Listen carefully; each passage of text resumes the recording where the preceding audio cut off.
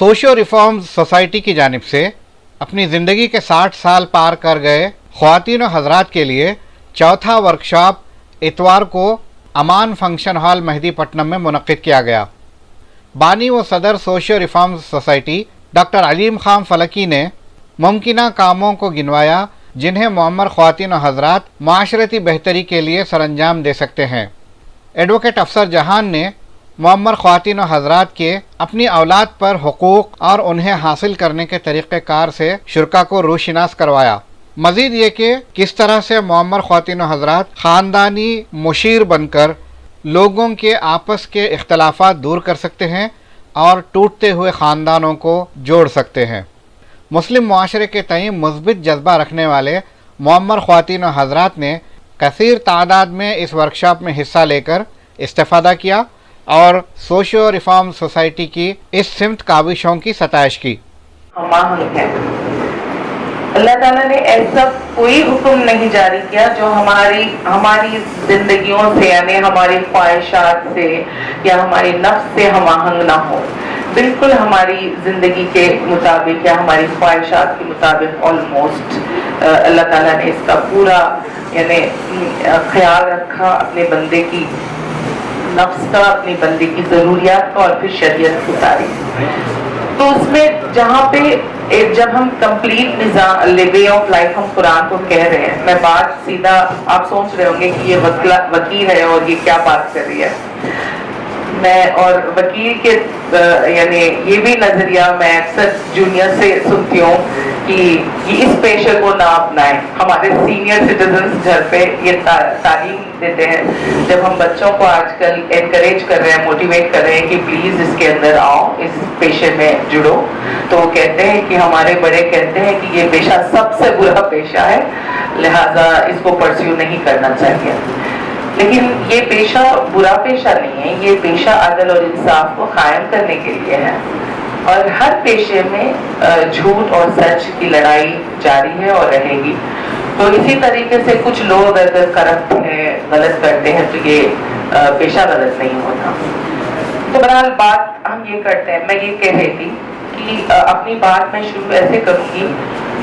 आप सल्लम ने जो है जिंदगी के हर शोबे को, किसी ने एक सहाबी को, अगर मुझे नामों से थोड़ी मैं याद थोड़ा मुझे कम रहता है, एक सहाबी को कभी यहूदियों ने पूछा कि तुम लोग तो मतलब हर बात के लिए अपने नबी पर डिपेंडेंट हो या हर बात आपके नबी सिखाते हैं। तो उन्होंने यानी यहाँ तक बैतुल खला में जाने का तरीका तक सिखाया। तो आपने कहा कि हाँ, रसूलुल्लाह सल्लल्लाहु अलैहि वसल्लम ने तो हमें बैतुल खला में जाने तक का तरीका सिखाया। तो इतनी छोटी छोटी बातें आप सल्लल्लाहु अलैहि वसल्लम ने सिखाई, तो मामलात पर भी खासी ही तवज्जो की और मामलात के मुतल्लिक़ भी आप सल्लल्लाहु अलैहि वसल्लम ने सारी बातें हमको सिखाई, कुरान के हुक्म को वाज़ेह हम पर कर दिया।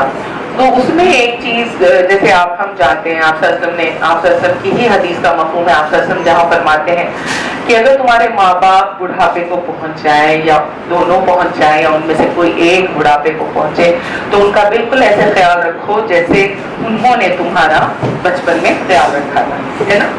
क्या मैंने सही कहा? हाँ, यही हदीस का मफ़हूम है। और एक मर्तबा ऐसा हुआ कि आप सल्लम के पास एक सहाबी अपने वालिद की शिकायत लेकर आए। सही कह रही हूँ मैं? हाँ। और आप सल्लम उनके वालिद को भी बुलवाए और उन्होंने कुछ भी नहीं कहा, लेकिन आप सल्लम के चेहरे के तासुरात बदल गए, है ना? सही कह रही हूँ मैं? और आप सल्लम फौरन अपनी जगह से उठे और उसका गिरेबान पकड़कर क्या कहा? बताइए क्या कहा? तू और तेरी जात ये सब कुछ तेरे बाप का है।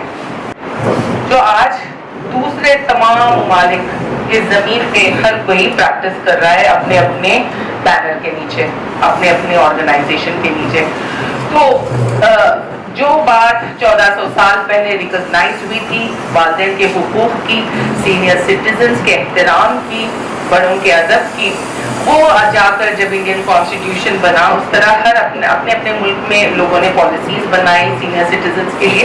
उसी तरह जब इंडियन कॉन्स्टिट्यूशन बना तो इंडियन कॉन्स्टिट्यूशन ने भी सीनियर सिटीजन्स के राइट्स को रिकॉग्नाइज किया और कॉन्स्टिट्यूशन में उसको जगह दी।